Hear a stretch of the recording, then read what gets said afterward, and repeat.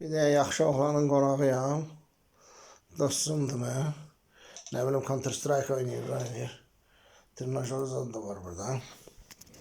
Axşam başıma nə gəlib? Demək, Allah bütün süfrələri var eləsin, dolu eləsin. Bayram yeməklərindən, yəni bayram yeməkləri 3 gündə bayramdan sonra yeyirik. Bütün evlərdə belədir. Əskəridəki kimi olur, eyni menyu. Axşam durdum, gördüm ki, mətbəxdə qabın içində nə qəşəng vərməşil qovrulmuş. Əla, min şükür Allaha. Götürdüm, attım baka, getdi. Deyir o qızsız evin duzu olmaz. Akazvıysa bu itin qızı yerə tökülmüş vərməşili qəşəng süpürüb yığıb. Qabacı sən atsın toğlara. Vacirə çıxıq elə, gərək ilgəni beləməyə.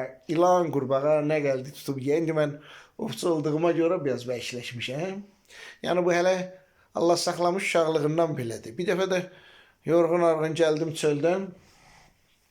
Borşu qoydum qabağıma, yeyirəm o centilmen Udakidəki kimi. Görürəm ki, yoxdur, bu qardaş əməlli başlı borş köpüklənir, bu mayonez zat söhbəti deyil.